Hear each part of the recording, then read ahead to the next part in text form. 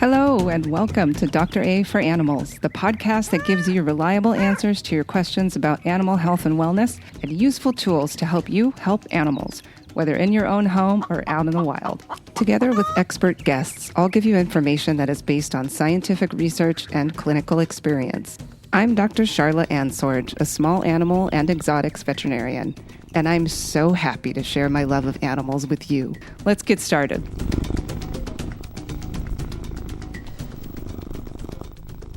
Welcome to episode 4, The Basic Dog. Before we start, I do need to make an apology for my beginner level podcasting. I had some technical issues with reverb and echo during this first time recording with 2 mics.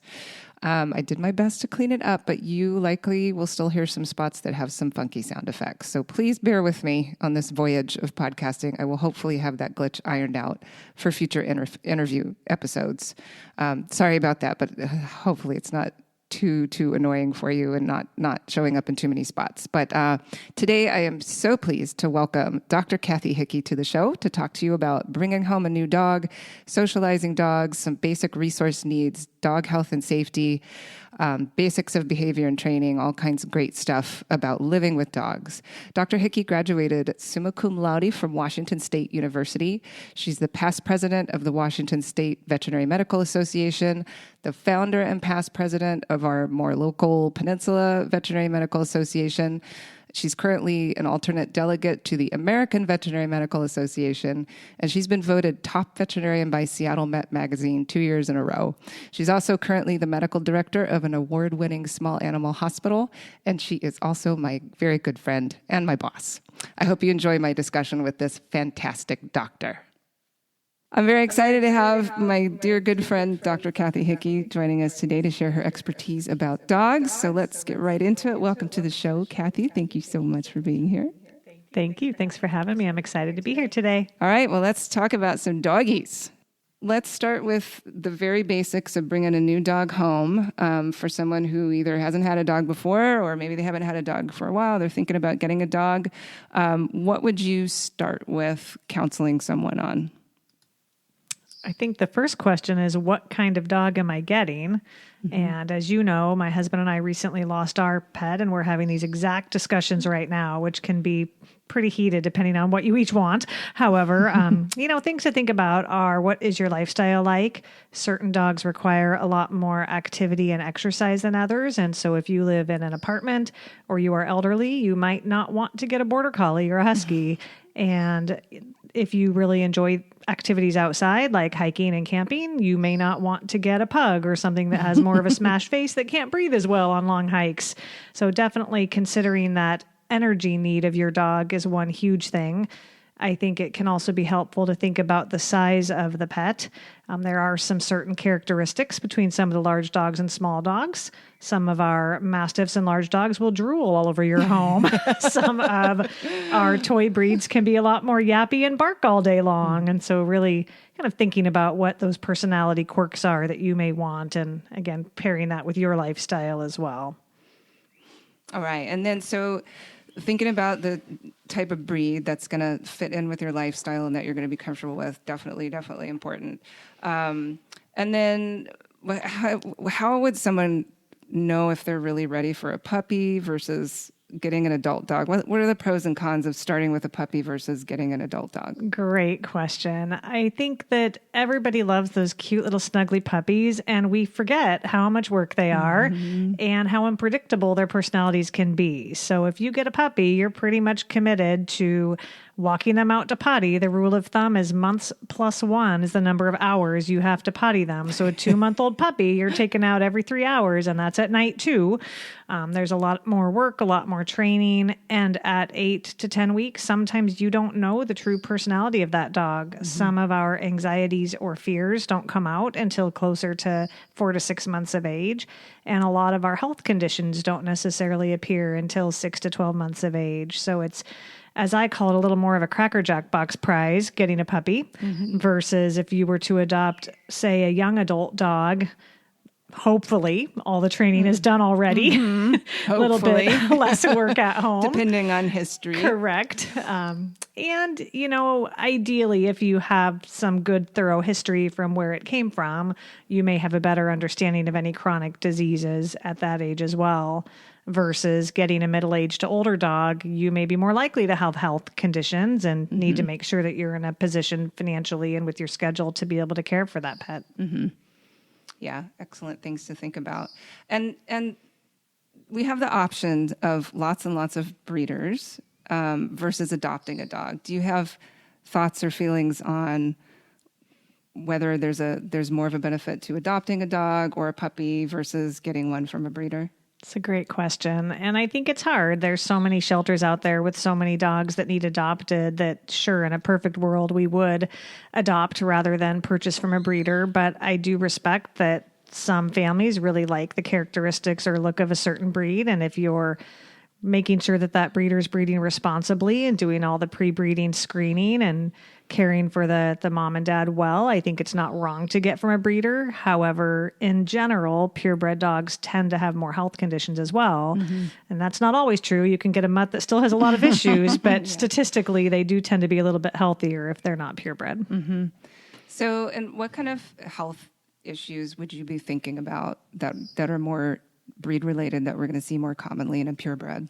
So with certain dogs, we can see a lot more skin disease and ear disease, especially dogs like our spaniels. Frustratingly, we're seeing a ton more allergies in dogs in general, but especially dogs like golden retrievers, Labradors. We can see heart conditions in certain dogs. Cavalier King Charles Spaniels are excellent little dogs, but many of them develop heart disease over time. There are several breeds that can be prone to different eye conditions. And then, of course, like we said earlier, our brachycephalic or smashed face little dogs like our pugs or Bostons, they can have a lot of issues with their airways and in many cases actually require expensive surgery when they're young to try to correct that so that they don't have life-threatening or more expensive problems as they age. So important things to think about before we even bring that little dog home. And then I would say we were talking about lifestyle a little bit before, but also you have to plan for how much time and energy you have, especially with a puppy, I would say. For sure. You mentioned the frequent potty breaks. There's also a lot of training and everything to do.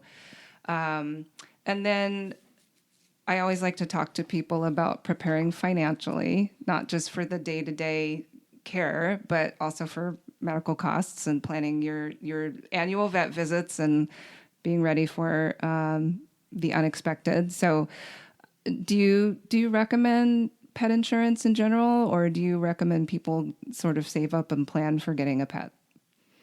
Or a little bit of both? That's a loaded question.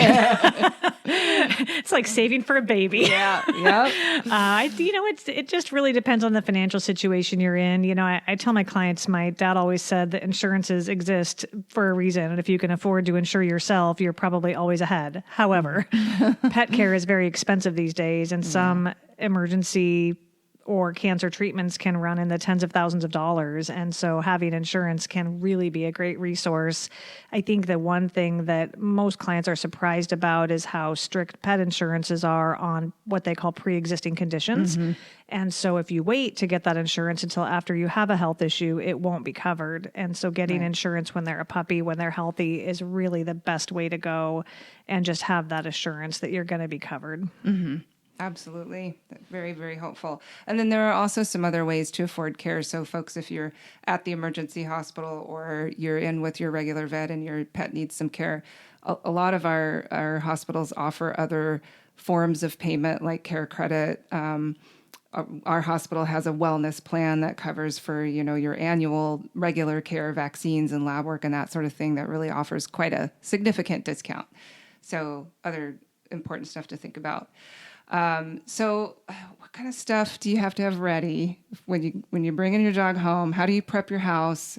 What kind of supplies are you going to need in that first kind of first week of having your Oh my new gosh, dog? that's the best part. Other than the puppy, you get to go buy all the cute things. And I have one client who has a color for each dog. So everything they have is color coordinated. That's so cute. But yeah, I think it is important to plan that. You do not need to spend thousands of dollars preparing for your puppy to come home, but we need some basics. We need to make sure that we have some bedding, that ideally we have a crate. It is just really helpful for our puppies and dogs to be crate trained, even in a case where we don't need them to be for periods like travel, or worst case, if they get injured, we want them to know that crate is a safe place.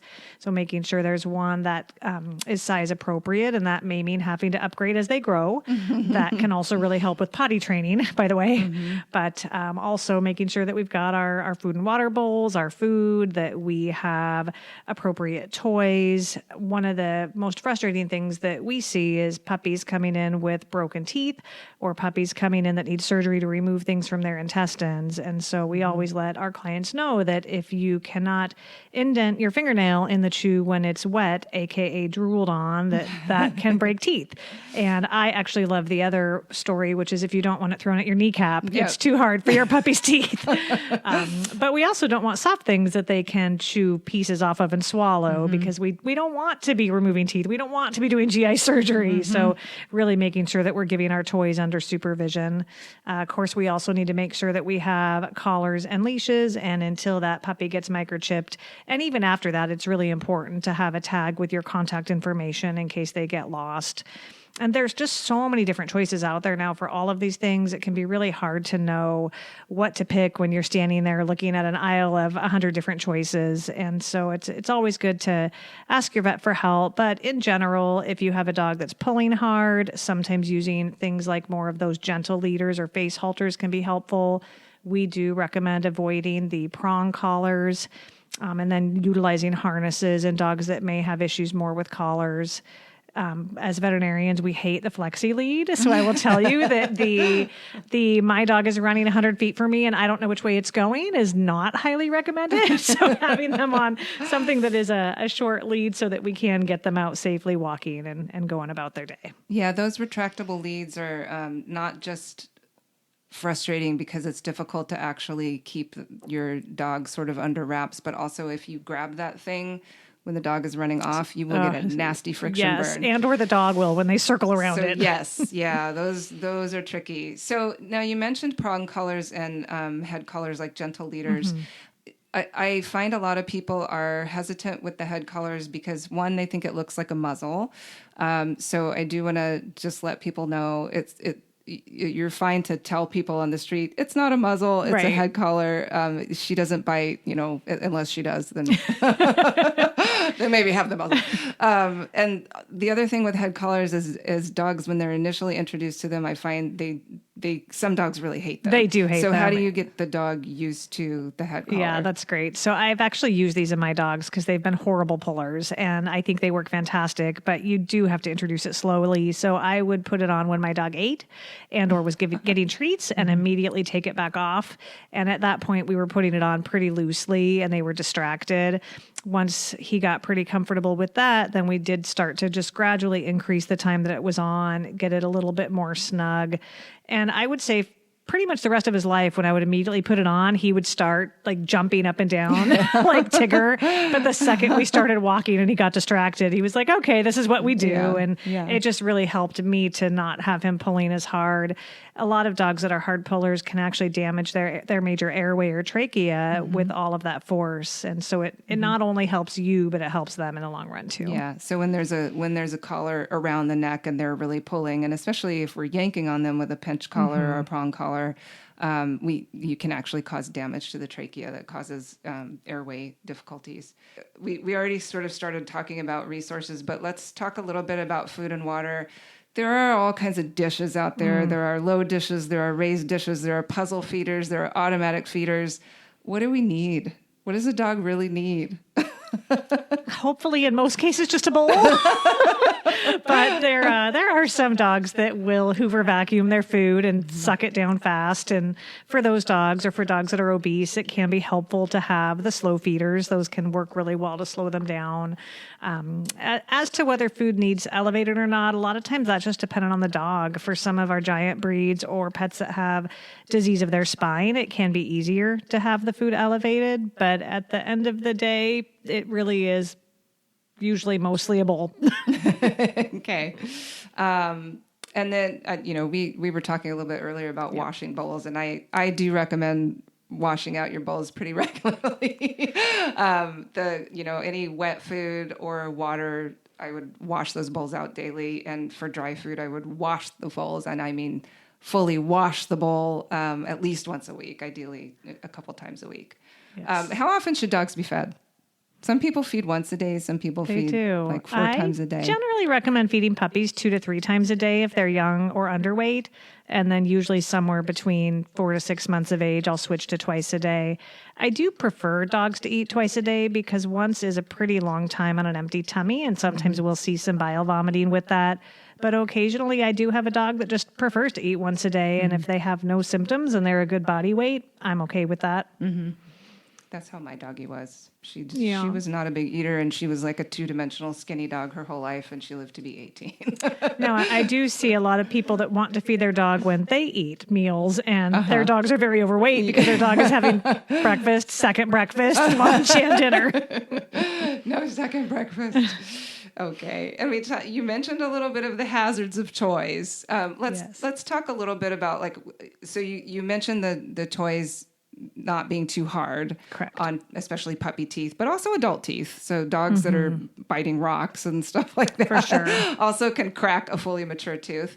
And you mentioned GI or gastrointestinal surgeries because we can see dogs chewing off pieces of toys and eating them. So can you give some examples of toys that would be considered pretty safe and also fun to play with? Sure. Yeah. So in general, I would recommend things that are more rubber based. And so even balls that are rubber are super appropriate. We do usually also recommend avoiding tennis balls because the abrasive nature can wear the teeth, which we didn't mention earlier. But otherwise, things that are rubber, softer. For puppies, they do make those softer puppy nylabones, which don't break teeth, but they can be chewed apart. So those should be watched carefully. I personally don't mind rawhides, but I've seen more dogs get to the knot and swallow it. So I usually recommend doing more of the strips or the sticks. And then, of course, things like stuffed animals, rope toys, all of those are fine, but they should be given under supervision. And if your dog tries to swallow it whole right away, they should not get that toy. But if they can work at it, and then you can throw it away when it's small, that's a great option. I will put a plug in for the Tuffy brand toys because those are some really durable stuffed toys that hard chewers can actually do well with compared to the normal ones that they chew apart in 5 minutes. Mm-hmm. Yeah, and depending on your dog, some of them will play with a stuffed toy gently for years with the same toy, and others will just completely obliterate it in 5 seconds, and those are the ones you need to be careful about. So what does playtime need to look like? Like how often do dogs need to have interactive play? What are we looking at for walking versus running around in a yard? I mean, how do we decide on a dog's day and how much exercise they need, how much direct interaction they need? I think that also really varies dog to dog, and not just by breed, but by personality. Some dogs are just inherently a little bit more lazy, and others are more go, go, go. I often talk with people, if you're having behavioral issues, I like to run them to the point of exhaustion at least twice a day. And so going for a nice long walk, even if it's a mile or two for a border collie, is not going to wear that dog out. And so it is okay for our dogs to be separate from us when we go to work or crated, but we really should be giving them at least 2 times a day of good exercise. And then, of course, interaction with us for training and play in between those times also. Okay. Great. All right. See, dogs are a lot of work. They are a lot of work. Of course, I have a parrot, so parrots are way more work than dogs. I've had parrots for 25 years, so they're the worst. Okay, let's talk about safety a bit more. Outside of the potential for eating things that are not food, like toys and other various items that can get stuck in the GI tract, which sometimes are things like socks and often underwear. Yep. Things that they found in the trash, all kinds of stuff that we need to be careful of with dogs. Let's talk about toxins that they might encounter in the household a little bit.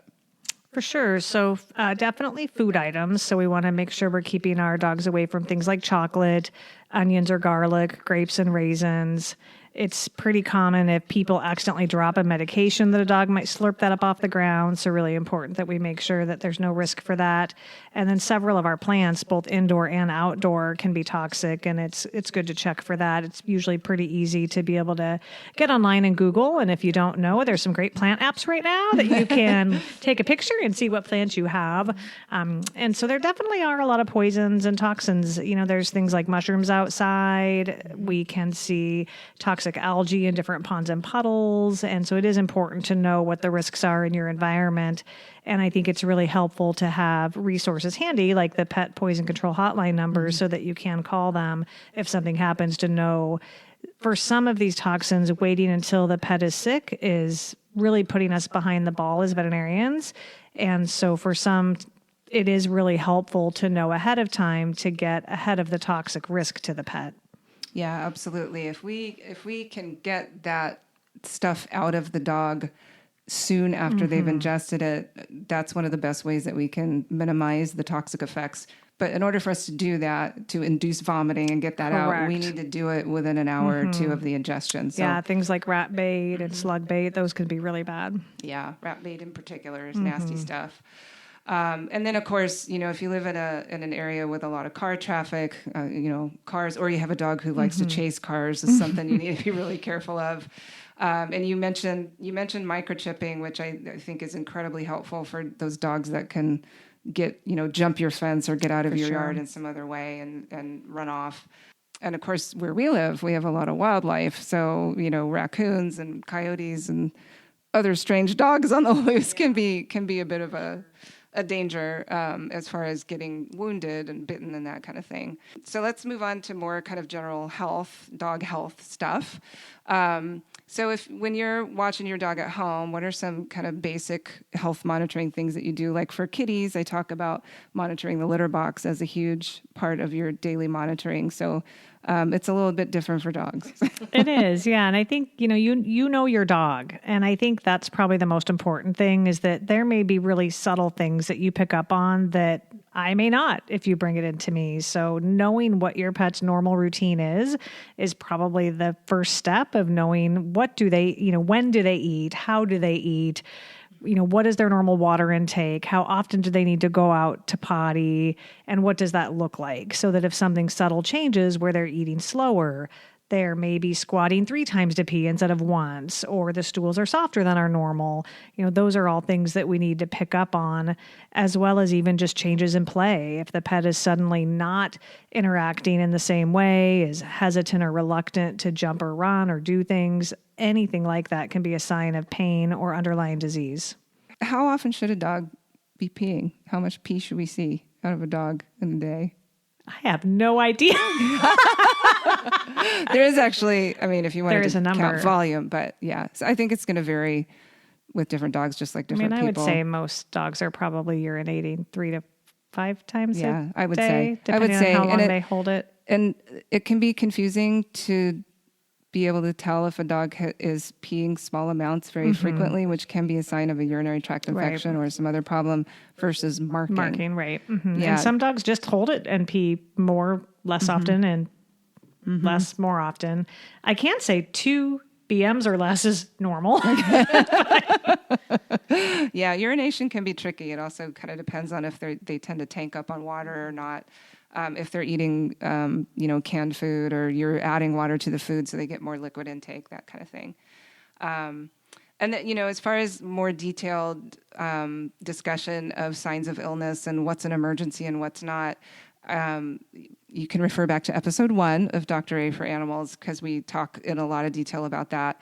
But a couple things that are sort of more unique to dogs, I would say, to look for would be signs of a gastric dilation and volvulus, which good is one. Twisting of the stomach. So can you talk about symptoms? Like Sure. what would be an alert that might be happening? So typically that's going to happen within an hour of eating. And we know that increased exercise within that hour may put dogs at increased risk. And basically what an owner would see is that dog is all of a sudden very restless, pacey, panty, maybe irpy, belchy, but nothing's coming up. And sometimes as it gets more severe, you may actually see the abdomen get more distended or tight. And that can be life-threatening within hours. So it is really critical to get to the veterinarian right away. Yeah, I think that's one of the most serious illnesses that can just happen kind of out of the blue at home with a dog. Well, we should mention also dogs, more so than cats, are more prone to getting lumps and bumps. This is very true. Yes. Yeah. And a lot of people assume that if they feel a certain way, that they are benign. Right. Like the classic, if it's mushy, it's a fatty tumor. But and that is not always the case. So any lump or bump is also really important to bring to the attention of your veterinarian. Yeah. And not necessarily like this is a right now emergency, but something that you want to get in and get seen for soon. And just to be clear on that, the vet feeling the lump does not mean the lump has been checked out. I have a lot of people come in and say, oh, the vet checked that, but there's no record of it actually having been investigated. And so the only way for us to know for sure what that mass is to take a sample of it and either have a look under the microscope in-house, which a lot of masses, your general practitioner can diagnose just by looking under the microscope, like a mast cell tumor, which is a malignant tumor, it needs to be removed, versus a lipoma, which is a benign fatty tumor. Or for things that are a little more complicated, we may need to get an actual biopsy, which may require sedating the dog and getting a little chunk of that tissue out. For sure. But I would say most of the time we can get that sample just with the same size needle that we use for a vaccine. So the pets do fantastic for it. Yeah, it's easy. It's not a big deal for the animal unless it's right next to their eye. Right. Well, that would be harder. But something a little bit different. But yeah, a lot of those. Really still. Yeah. Just listen to me. I'm trying to help you. Yeah, doggies are not so thrilled about that kind of thing. So let's talk about kind of health maintenance sort of stuff at home. What kind of stuff do we have to think about maintaining at home for our dogs? Well, as far as in the home or just general preventative care? Yeah, general preventative care that you can do on your own for your dog or with maybe the help of someone. Perfect. Well, I think probably the most important thing that we can do for our dogs, which actually saves us money, is to keep them at a lean body condition because obesity, just like in humans, can have a lot of ramification on health issues. And if you feed them less, you're actually buying less dog food. So I feel like that's a win-win. But definitely keeping dogs lean, making sure that they're getting plenty of regular exercise, like we mentioned earlier, making sure that we're feeding them a good quality diet, and then just in general, making sure that their preventative wellness care is taken care of. So they should be getting vaccines for whatever diseases they have risk for in their area of the country and with their lifestyle. We should be making sure that we're giving preventative parasite medications. So depending on where you live, there could be risks of things like fleas, ticks, heartworms, or even intestinal worms. And a lot of those GI worms are microscopic. So you can inspect that poo all day and you may not know that your pet has parasites. And then probably one of the other really important things is dental care. We know that pet dental disease is painful and often infected, and they most often don't show symptoms because the disease comes on so slowly that they just learn to live with it. And so any type of home care that we can do with brushing the teeth, rinsing the teeth, wiping, or even layering in things like dental chews or water additives are going to be really helpful. Those don't take the place of professional dental care, though. I brush my teeth twice a day, and if I never went to my dentist, I would still have disease. So it's really important to pair that as well. We didn't talk about grooming. Right. So there is some important tips with grooming. Most pets are going to need nail trimming unless they're running on really hard surfaces frequently. And so getting your young dog used to that with training can be really helpful early on. And ideally, if that's something you can do at home, that's fantastic. If not, many groomers and veterinarians offer that service as well. And then for our mid-length and long-haired dogs, doing daily or several times a week, brushing of their coat can really be helpful to maintain that and make sure that they're not getting matting. One other consideration we didn't mention for what puppy you get, which is a big decision of mine, is does it need groomed professionally? Because I do not want a dog that needs groomed professionally because it's just challenging right now. There's not a lot of groomers and it's not inexpensive. And so keeping in mind that if that dog does need professional grooming, we want to make sure that we're getting them in at the timing that they need so that they're not getting sores or wounds or infections. And also, if you're going to be hiking and or you live in an area, maybe you have a yard that's a little more wild, think about what's going to come home on your dog's coat. Correct. All the pine needles and the burrs. The foxtails if you're in California. So how often do we need to be bathing dogs? I tell my clients as often as needed to keep them clean unless they have an underlying skin condition. And our dogs that are known to have allergies or infections, bathing can be really helpful to control their disease. Otherwise, it really is how much your dog stinks when they're sitting next to you on the couch. I mean, it is, I take that back. I mean, it is healthy for dogs to be bathed, but I will be honest, I went months without bathing my short-haired dogs. Don't judge me. And they do, as long as they don't have wounds or infections, there's no perfect timing. Okay. However, this may be like the food bowl cleansing where you disagree with me. I mean, I generally recommend about once a month for bathing because dogs can get kind of grimy. But, if you have a little itty bitty dog that's a house dog they don't really spend a lot of time outside, they're probably not getting super dirty. And if you're brushing regularly, you're keeping the coat pretty clean. So they probably don't need it as often as a dog that's out running around all the time. That might need a bath once a week if they're covered in mud every 5 days. So, and a lot of this stuff, we talked about the play and keeping them lean and that kind of thing. I think that's also an important part of stress management. Having all that exercise, that's good enrichment for them. And in addition to keeping their muscles strong and their joints supple and all that kind of stuff. So I want to stress the importance of exercise.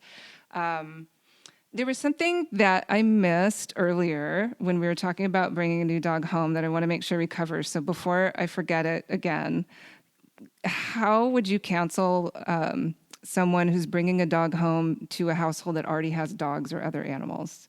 How do we introduce a dog to another group of dogs or maybe cats in the house? For sure. Slowly. I really like to have dogs on leashes. And sometimes it can be helpful to be outside even as well. But really just letting them get to know each other slowly, not leaving them unsupervised in the room together, watching their body language really carefully to make sure that we're not having any scuffles. So what kind of body language would be of concern? What might you see a dog doing that would tell you they're a little bit stressed out? Well, a lot of times the first thing dogs will do is yawn. And then they can definitely get big, wide, dilated eyes. Their tail might not be waggy, but might be more stiff and straight up. They might get their hackles up, the hair over their shoulders. They might even snarl, growl, snap, or bite. And something that I like to tell people, especially bringing a puppy or a really high energy dog into a home with a cat, what can happen often is the dog or puppy will try to chase the cat. The cat runs away. The dog finds that hilarious, and that's very reinforcing for the dog. And then the person goes running after the dog. The dog also finds that hilarious. They're getting a lot of attention, and they love it. So what I tell people to do is put them on a long lead. Firstly, make sure the cat has escape routes that are easy access for the cat. Put kitty furniture that's tall, so the cat, when they're out in the shared space, can be up high and looking down at that dog, and they can climb if they need to jump to the top of that so the dog can't get them. And then put a long lead on the dog. So the dog's wearing that around the house. So if he does chase after the cat, you can stomp on the leash and stop him without making it into a game of chase that he will love. And I found that to be really helpful in just reducing the dogs chasing the cat. Now, if the dog is chasing the cat and actually trying to attack and eat the cat, then that's different story. We have a whole different problem that we need to manage. Yeah. And I like to talk with people, especially elderly dogs. It's a lot having a puppy come into the home with an elderly dog. I had a behaviorist once tell me it was like a teenager moving in with her 80-year-old grandparent blaring rock music all day. And so I like that dog that's been in the home to be able to give some cues and tell that puppy, hey, this is my line in the sand. So a little bit of a snap or a lip lift is actually not inappropriate. The problem we run into is when the puppy doesn't get the message and wants to keep going, and then the other dog has to take it to the next level where we could have injuries. I do find that that's when we need to intervene and stop. And giving the cat, giving the elderly dog an hour or two in their room for a timeout so they can have peace is very helpful, as is wearing the puppy out, again, to the point of exhaustion, because if there's less energy to put into chasing after the other pets in the home, life will be more copacetic. Yeah. And that crate training would come in really handy too, of giving that, exhaust the puppy or a younger, more energetic dog, and then crate time so that the other animals can be out and about and enjoying themselves without the puppy in their face. So, of course, we want all of our dogs to be having regular checkups with their vet. So if we're bringing a new dog home, we want to make sure to set up an initial visit with the vet as soon as possible. And for established dogs, we want to make sure they're getting at least an annual exam. And for senior dogs, which would be, over 8 years old? Over depending on 8 breed. to 10, depending on their size. Yeah, smaller breed dogs tend to have longer lifespans. So senior dogs, we like to see them twice a year, especially if they're on any kind of regular medication. They have any kind of diagnosed health issue like kidney disease or liver disease or anything like that. The first time you're going to the vet, I like to tell people to make sure to bring a list of any medications that they're on with the actual doses and that sort of thing, and make sure any medical records that you have get transferred to a new vet if you're going to a new vet for the first time. So let's talk about kind of general core vaccines for dogs. What should we be expecting, and what kind of annual lab testings should most kind of generally healthy, regular, everyday dogs be getting? Sure. So with puppies, they're typically getting their distemper parvo combination vaccine, and that's given every 3 to 4 weeks through 16 weeks of age. So how many they get really depends on what age they were when it was started. Once we're at an adult age, that vaccine is typically only given every 3 years. The rabies every dog should have. Rabies is a huge risk to humans, and so we want to make sure that they're current on that. In most places, it's actually the law to keep it current as well. That one can vary a little bit in its duration depending on where in the country you live, but generally from 1 to 3 years would be how long that vaccine is good for. Those are the main two, I would say, core vaccines nationally. I think beyond that, it kind of varies depending on where you're at. Like here in the Pacific Northwest, we consider leptospirosis to be core because that disease is passed through wild mammal urine and stool, including sea mammal. So with us being here with all of our wet and all of our wildlife, we definitely see more lepto. Diseases like kennel cough or bordetella is really more of a risk-based vaccine for dogs that are going to doggy daycare, boarding, grooming, that, and maybe even influenza may be more important. But for that dog that's never leaving its home and seeing other dogs, the respiratory vaccines may not be as important.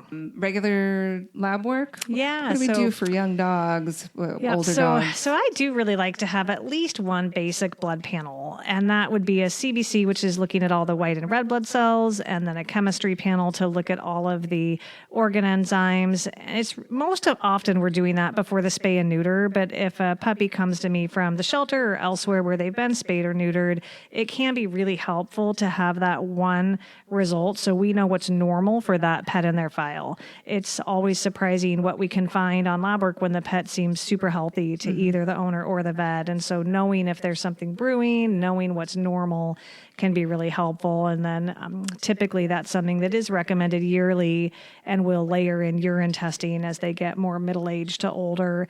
It can also be really helpful to have yearly fecal testing. Some of our microscopic GI worms, like I said earlier, are infectious to people. And it's really gross because worms end up in our bodies in places we don't want them to be. And so it's really important that we make sure that our puppies are not shedding microscopic eggs around our couches and beds, as well as heartworm testing. And depending on where you live, tick testing can be really important to do yearly as well.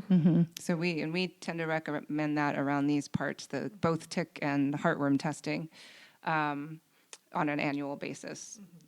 And of course, as you mentioned earlier, having them on a regular parasite preventive that covers for heartworm and intestinal parasites and fleas and ticks. For sure. Even when they're spending most of their time indoors, because we can get fleas in the house. We get definitely mosquitoes in the house, which are the ones that carry heartworm disease. And for most dogs, they're probably going outside at least to potty. For sure. And I just read a recent study not too long ago that leptospirosis is actually more common in small breed dogs. Right. And a lot of them are not spending a ton of time outside. Yeah. And that is mysterious. Yeah. Interesting.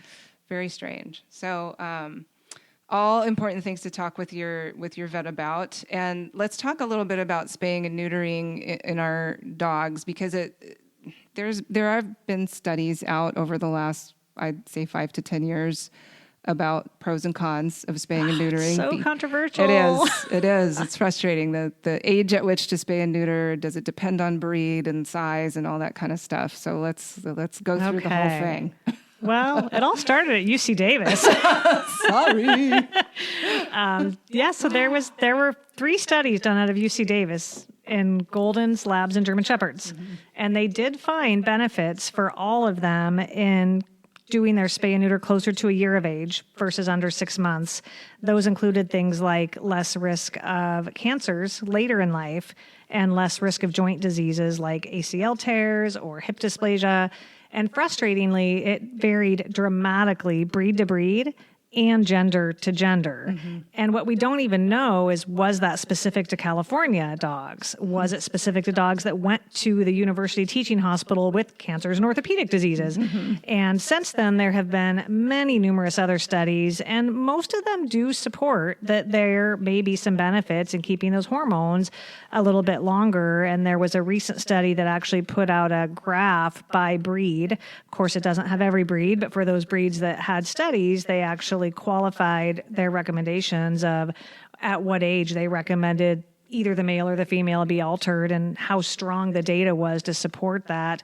For a lot of them, they are recommending closer to 6 to 12 months now, but that does also come with risk factors because we know spayed and neutered dogs live longer. And we know that intact male dogs are more likely to run away and they're more likely to get hit by a car or injured while they're out finding the ladies. And we know female dogs can have unintended pregnancy and uterine infections. And so it is really important to talk with your veterinarian, but also be aware of what the current research is to really make an educated decision for your pet based on their gender, their breed. And we do definitely recommend, in general, spaying and neutering. We do. There are countries where they don't, and so if folks are listening from outside of the U.S., there are countries where that is just not the norm, and their dog populations are a little bit different, and they're managed a little bit differently, and they don't have as many issues with strays as we do, which I wish that we could get to that point, but we do still have a lot of unintended puppies, a lot of very full shelters.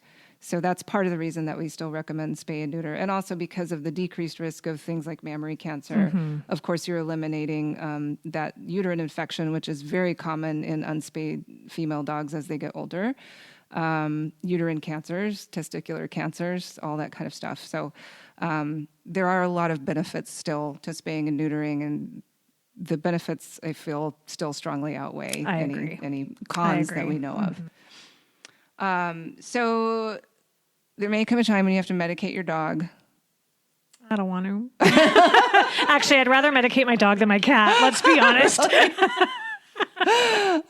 Yeah, I find so a lot of dogs are great about I will eat anything, and you just hide the pill Peanut butter, in a meatball cheese. or peanut butter, and it goes down nice and easy. But there are some, especially I find a lot of the little dogs are just really tricky to get medications into. Do you have any special tricks? I really like to find something that is really exciting that they like and randomly give it to them, even from a young age. So they don't know there's a pill in it. And I tend to recommend the Pez dispenser, which is if you have to give a pill, you make your little meatballs of whatever you're using and you put the pill in the middle.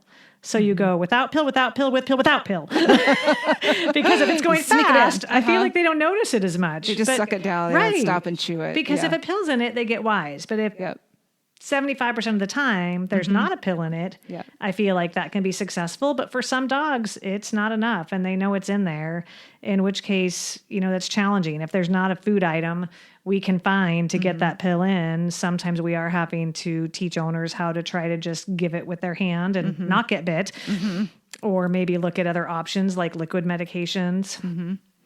And there is always the option of having a medication compounded, which your veterinarian can do through a compounding pharmacy if it's necessary to make it something that's more easy to get into the animal. And flavored. They have lots with bacon, all kinds of fun flavors. I hear from the pharmacist that marshmallow is a real hit these days. Yeah, I think the sweetness of it tempers the bitterness of the meds. So many medications are so bitter. Yeah. So that's always something to keep in mind if you have a pet that needs to be on medication and you're finding it really difficult. But if you have a dog who's relatively new to you, getting started with that introduction of special treats that are going to be your go-to if you need to medicate is really helpful.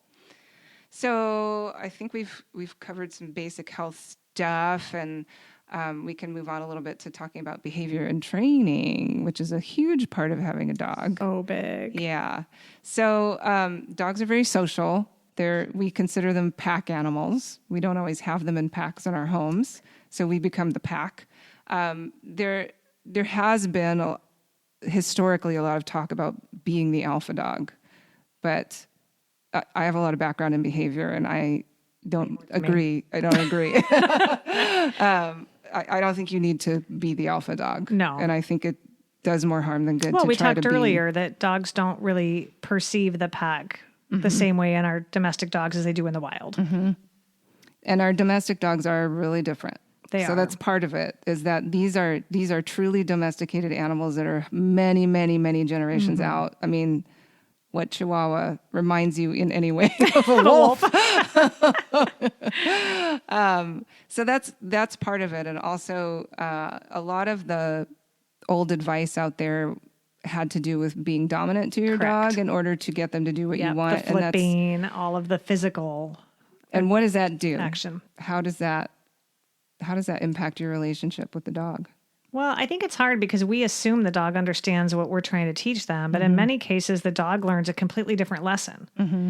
For example, I use more of the, I'm going to hold the muzzle shut with my hand when they're barking or trying to bite. That dog may not learn that their behavior resulted in it. They may learn that hands hurt. And now they're even more aggressive toward hands in the future. Yeah. And I find in general, those kinds of interactions erode trust. Correct. And they increase anxiety and aggressive behavior in the dog. Yeah, so they hurt the bond. Yeah, exactly. And we want to support the bond. So we want to really focus on positive reinforcement. If you've listened to a couple of the previous episodes, you've already gotten the definition of positive reinforcement, which is a little bit different from often what people think it is. But in general, you're trying to identify a behavior that you want and then reward it in some way, which is either treats, or it could be verbal praise, it could be petting, whatever the dog responds the best to. And you can wait for that behavior to occur spontaneously, or you can nudge them into, trying to encourage them to do a behavior. Like if we're potty training a puppy, we want to take them outside, give them some cue, like go potty, something like that. Sure. Wait for them to go. The second they go, you want to reward them. It's so important to do it immediately. Yeah. 3 seconds, and they no longer know why they're getting rewarded. Right. So what I find a lot of people do is they take them out to go potty, they come back in the house, and then we get the treat. So we've just rewarded them for coming in the house. And then they ask to go out 20 times a day. So they want to come back in and get a treat. So it's really important to deliver your reinforcement, which is your reward, as soon as you see the behavior that you want. And it works better. We know that dogs train better with a carrot, not a stick. Right, exactly. So speaking of training, do we need to go to training school? Can we just do basic training at home? How important is training specific things for a dog to do? I thought as a veterinarian, I could be a really good dog trainer. And I got a puppy and, I taught her to sit pretty quick. I was feeling good about myself, but I don't even remember now. Maybe it was down. There was something I was struggling with. And I went, and I was doing an obedience class at the time. And I went and the teacher said, "Oh, do this." And in 2 seconds, my dog down. So I think we can't underestimate the expertise of the people that do these training classes. And just like with anything, it's way easier to start on the right foot than to have to undo bad habits. But when I have an owner that can do excellent obedience training at home, I do still recommend puppy classes because it is an excellent socialization opportunity, and it's one that's controlled. So they get to interact with all different sizes and shapes and personalities of other dogs, but it's not a mayhem park setting. So I really do believe the socialization is almost more important than the obedience training in those classes. Yeah, and also training ourselves is a big part For of sure. the training. We are most of the problem. We are. I've tried to explain this to my husband and his responses to the bird. Wait, about the pets or about you training? A little bit of both. Why not both? He's highly trainable. That's pretty good. Most men are. And we talked a little bit about body language. I want to talk about tail wagging a little bit because in general, people think a wagging tail is a happy dog. When is a wagging tail not a happy dog? When it's more stiff and upright, we want a relaxed wagging tail. Like it's kind of almost body level or helicoptering. Right. The circular is different. But when it's very stiff and aggressively wagging and more upright, especially if that's not the dog's normal tail position, that is definitely not happiness. Okay.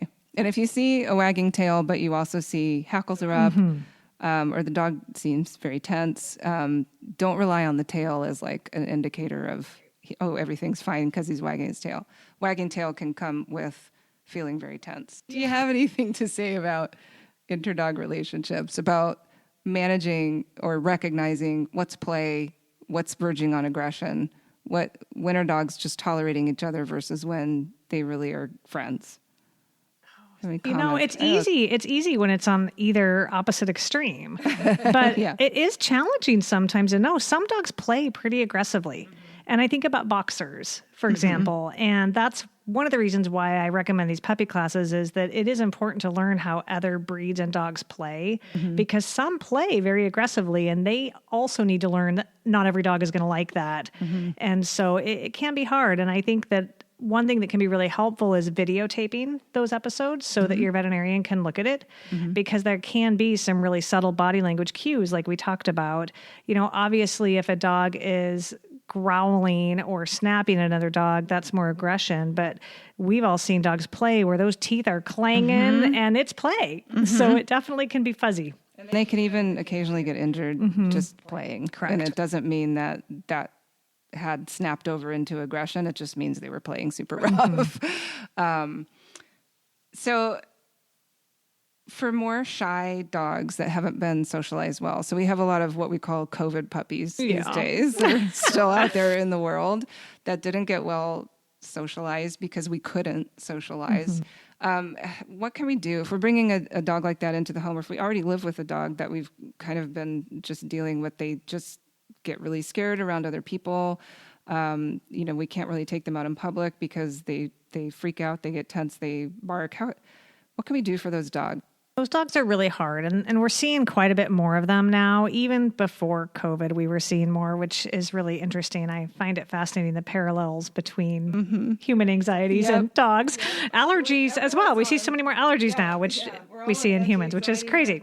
But many dogs are fearful, and I really like to make the situations as positive as I can and not force that anxious dog into a scenario that's going to make it more scary. So really letting them give you that guide of when they're okay and when they're not. And when it's more mild anxieties, I actually like my owners to not inadvertently reward that. If we overcomfort them during that time, that either says, one, this is something to be afraid of because look how I'm acting, or two, when you act anxious, you get more attention.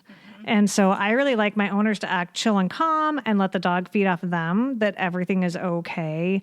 And again, this may be a dog that needs much more slow introduction. You may want to train it by walking around Home Depot. You may have to get in and out of the car in the parking lot for 2 weeks before you walk to the front door for 2 weeks, before you walk through the front door. But if you always end successful, and a lot of times for us, success is taking food because most of our dogs are treat motivated. So if they're worried, but they're eating, that's the threshold that we want to stay under. As far as out and about at home, I think it's just really important to have a set routine. That dog needs a place that is safe, that it can feel like it's den, whether that's a crate or a small room. We don't necessarily want to bring that type of dog into a home with 5 kids, and crazy chaos of life. And so those are dogs that can be better suited to a little bit of a slower lifestyle, potentially someone who isn't gone working 16 hours a day. And in some cases, even if we do all the training right, that pet is still going to be really fearful. And there's a lot of great resources out there. We have a lot of natural supplements that have good research behind them and pheromone products. And we have prescription medications that can be a tool, ideally in conjunction with training, to help that pet overcome their fears. Yeah. And I would say being able to do the training is a huge, huge element to helping a dog get through anxiety and fearfulness. Yeah, people just want a magic pill, but people often want a magic pill. But the point of the medication is to allow you to have a dog who's more receptive to doing the training. Correct. So it takes 3 months instead of a year. Yeah. And I find a lot of dogs are on kind of long-term chronic anti-anxiety medication, and that's not really what we want. No. We want to really use it as a tool to be able to get the training done, kind of rewire those neurologic circuits, and then wean them off the medication, ideally. But yeah, setting them up for success by introducing them to a quieter environment and making sure that they have places they can go where they feel safe, I think is hugely important as well. And lots of exercise, because that really does help anxiety a ton. True. And people too. And I want to talk about avoiding punishment. So we talked a bit about positive reinforcement, but we didn't talk about punishment. I actually had a client ask me if it was okay, and he was with his girlfriend. He clearly wanted me to say, yes, it's okay. He wanted to know if it was okay to hit the dog with a rolled up newspaper. And I said, no. And he was really annoyed with me. And I said, no, I would not do that. I would not condone hitting the dog with anything, even if it's just a rolled up newspaper. And why is partly because of that, it's going to increase anxiety. It's going to increase the likelihood that the dog is going to be more reactive and potentially aggressive. So what do we do? If the dog is doing something that you don't want them to do, how do we respond to that? I mean, if that guy hit me with a newspaper, I would be afraid of him the next time I saw him. But I would imagine the dog felt the same. I really like to ignore the negative behavior when possible. And we can't always do that. Sometimes our puppy's jumping on 90-year-old grandma or biting our 2-year-old grandchild. And it's just not an option, and we have to intervene. But I really, really like to ignore, because for most dogs, negative attention is still attention. Mm-hmm. And naughtiness gets them that reward. And so if we can ignore the negative and only reward the positive, well, all of a sudden it's now boring to bite your foot in play or to jump on you. And so that's usually my go-to. Yeah, if you could just walk away and just, that dog is a ghost dog for the next 15 minutes. I will literally shun them, and I will turn my back, and I tell my clients, don't look at them, don't make eye contact, don't talk to them, and don't touch them. Mm-hmm. And I'll actually, in the exam room, and you've seen that too, they're jumping all over. The owner's like, down, down, down, down. Mm-hmm. Within less than a minute, if I just turn my back on them, that puppy learns and sits for the cookie. We've all seen it. The problem, we are the problem. Yeah, we are the problem. We are. That's where we are not consistent. Back to that, training ourselves. So if you can ignore bad behavior, just ignore it. Just ignore the dog. And then as soon as they do something good, or if you can sort of direct them to something good, maybe you ignore them for 10 or 15 minutes, and now we go ask them to sit or something else. For sure. And we can redirect them without them knowing they're getting attention for that. We can throw a pillow across the room. So they're like, oh, wait, what's that? And then you can immediately wrap into the positive. And then you can give them a nice reward and give them attention. Mm-hmm.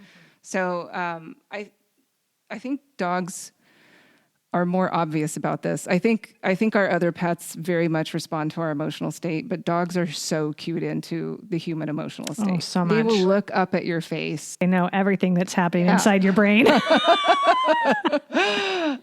They really take cues from how you're doing. So if you are stressed, if you're anxious, if you're angry, try, for the sake of your dog, to not let it show, because they will definitely respond to that. Whereas if you can set an example of like, we're cool, everything's fine here, your dog will respond to that too. So I like to say, be happy for your dog to be happy. So I feel like we've covered a lot of stuff in a really short time. You talk a lot faster than I do. Sorry. I get that a lot. It's good. It's good. This is going to be a shorter episode, even though dogs are so complicated. Now, we didn't talk about potty training, though. And I feel like that's one of the most stressful parts of having a new puppy. Yeah, it is. We talked about how often to take out, which was that months +1. So if you have a 2-month-old puppy, we've mentioned every 3 hours. Now, there are exceptions to that, which make it more than every 3 hours, which would be after waking, after eating, and after hard play. Okay, but most of our puppies are going to go an hour or two longer at night. But it is really helpful to use that crate for potty training. It can just be a lifesaver because we have lives and we have to cook dinner and we have to take showers and we can't watch that puppy 24/7. So I do think that in general, what I'll recommend is shutting all the doors or baby gating so the puppy's in a smaller area. But when you can't supervise, that's a time to use a crate, or sometimes people will use those exercise pens as long as the puppy can't jump over it. And we really shouldn't be asking that puppy to be at home for 8 hours while we're working if they can't hold it more than 2 to 3 without giving them a potty space. So in general, if they have to hold it longer, they really should have a bed side of their area and a potty side of their area with a pee pad. But if we're really trying to train and we can get them out frequently enough, we need their space to be small enough that they don't want to mess their den.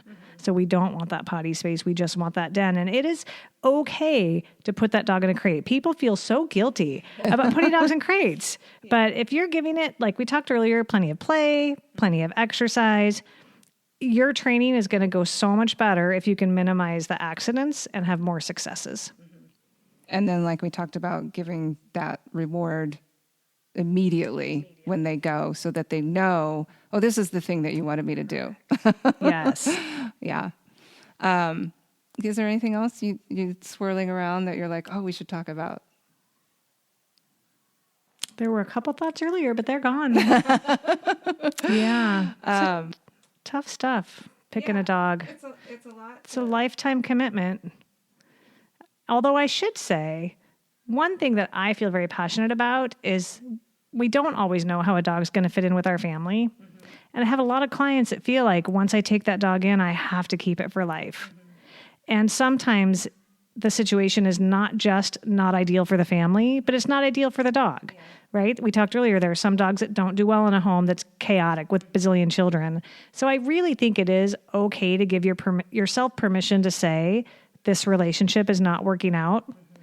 And that doesn't mean you just go dump the dog. That means you find a better home. There are lots of options these days to rehome dogs, but I do think it's important that if it works out to not be the right fit for you for whatever reason, it is okay to let that dog have another family. And a lot of times it's not giving up and you're not a failure, because that dog is also not happy in that situation and would potentially thrive much more in a different home. Yeah. As hard as that is, it's heartbreaking to make that decision. It is. It's so hard, but that's a really good point to make. I appreciate you bringing that up because I hadn't been thinking about that, but that's really helpful. Yeah. Sometimes we don't know till we try. Yeah. Just like a relationship. Some people probably wish they could do that with kids. Yeah. I'm just kidding. I mean, you kind of can. Frowned upon. But I think you helped me touch on a lot of really important points, because if we can prepare ahead of time, if we can choose the dog that we think is going to be the best fit and do our research, if we can start on a good front of well care, we can start with our training, the whole rest of that pet's life is going to be so much easier. Yeah, absolutely. And if we know what kind of general maintenance stuff we need to be doing and what are signs of concern to look for so we can be a little bit more aware and ready, we know when to go to the vet, when it's okay to look stuff up on Dr. Google. Never. No. I would disagree. There's some good information on Google, but ask your vet to clarify. Always, yeah. Before giving any medication or doing any kind of treatment on a pet, it's always a good idea to check with your vet. Even if you're just calling and asking, "Hey, is this okay?" or sending an email if you're established with your vet. We get emails all the time that we respond to. Hey, what do you think of this diet?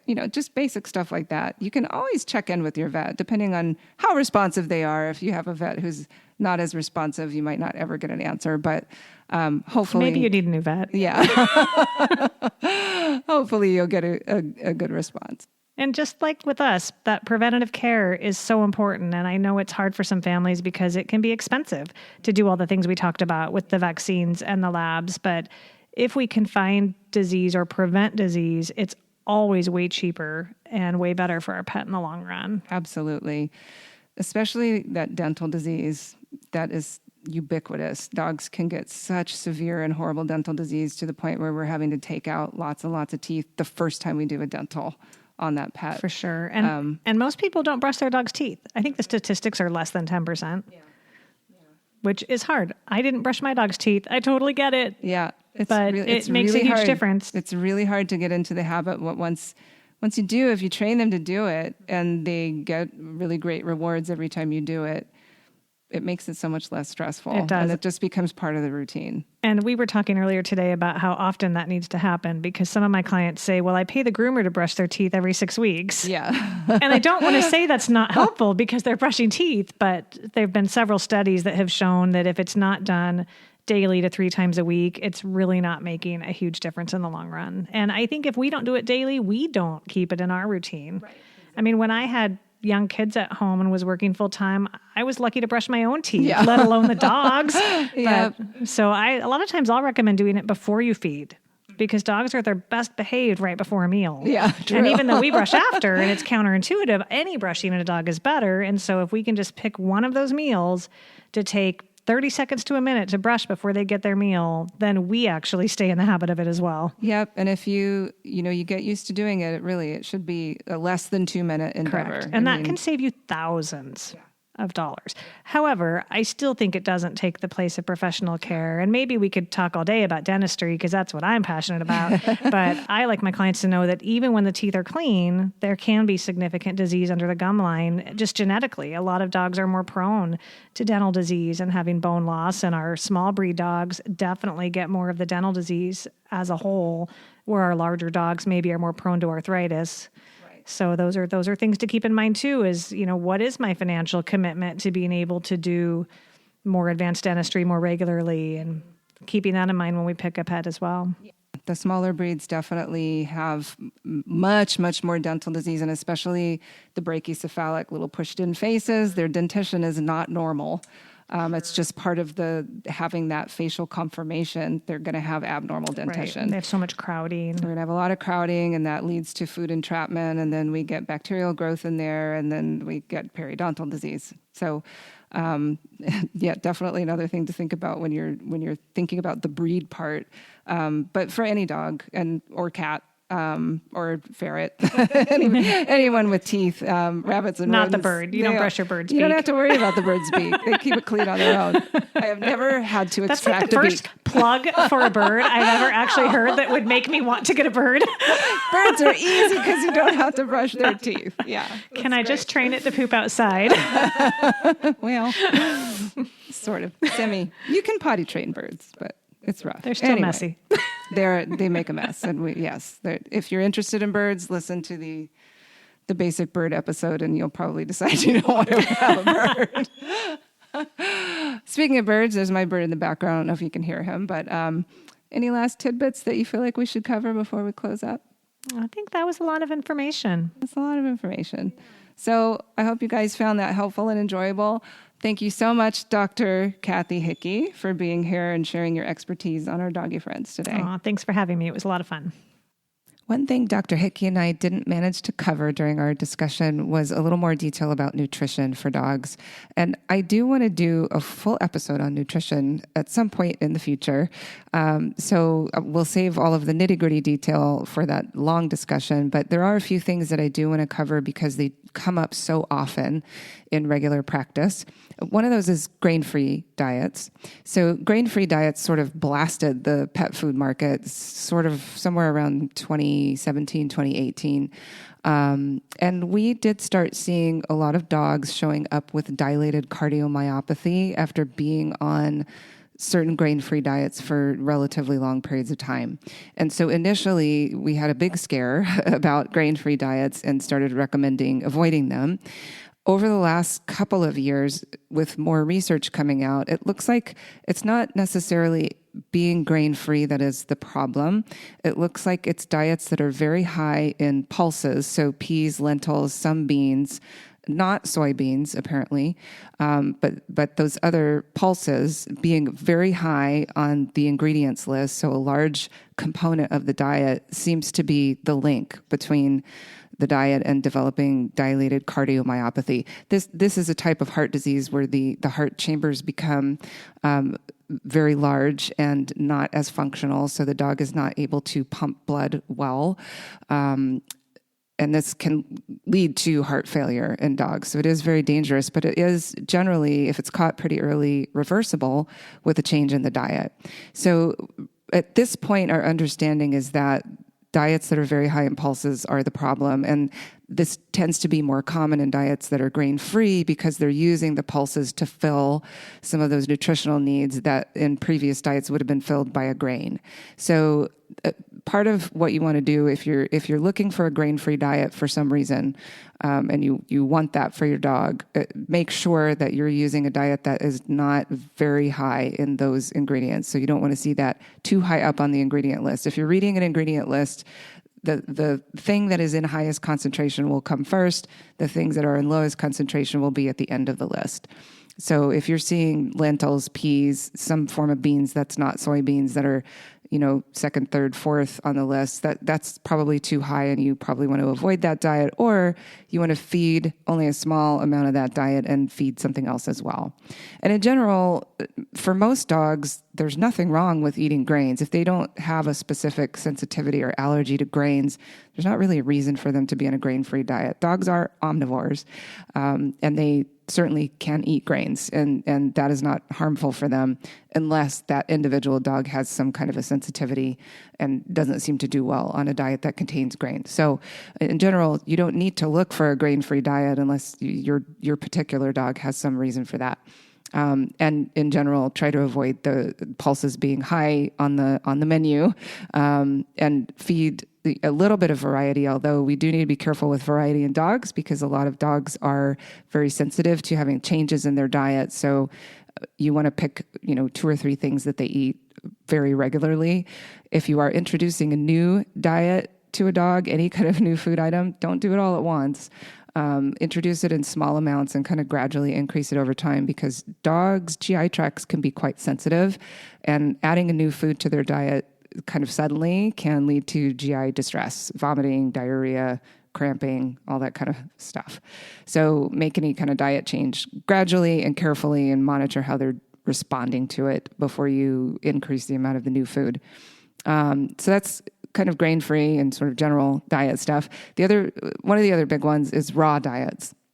We see a lot of raw diets in the market, and a lot of sort of misinformation out in the world about why you should feed raw diets to your pets. In general, most veterinarians are going to tell you we're against feeding raw diets in general. The American Veterinary Medical Association has a kind of a position statement about raw diets, and I will put a link to that in the show notes. But we do see a lot of foodborne illness coming along with raw diets. Unfortunately, if the food is not cooked or at a minimum pasteurized to kill off bacteria and other pathogens, the animal is at risk for getting sick with basically food poisoning. So Salmonella, Campylobacter, E. coli. For cats, avian influenza is a serious concern. Dogs don't seem to be as susceptible to at least the strains that are around right now of avian influenza. But all of those other things, I certainly have treated many dogs and cats for food poisoning because they were eating raw diets. And it's important to realize freeze drying does not kill those things off. Cooking, pasteurizing will kill off most of those microbes that we're worrying about, but freeze drying does not. So a freeze dried raw diet does not make it safe to feed. So our recommendation in general in the veterinary field is to not feed raw diets to your dogs and cats. So I will also put a link to that AVMA, that's the American Veterinary Medical Association position statement about raw diets, and also some information about grain-free diets. Then a little bit of info also about home-cooked diets. These can be very, very tricky. If you really want to do a home-cooked diet, or you have a dog that has a medical condition that warrants having to make a very specific diet for them, you want to work with a veterinary nutritionist. UC Davis in particular has a very good nutrition service that you can access and get a consultation with. And there is one website called Balance It. I believe it's balance.it, that can give you recipes for a relatively well-balanced diet. The only study that I'm aware of that's looked at the incidence of GI tract diseases in dogs that are eating a home-cooked diet versus a commercially produced diet actually did show a higher prevalence of GI disorders in dogs that were eating the home-cooked diet.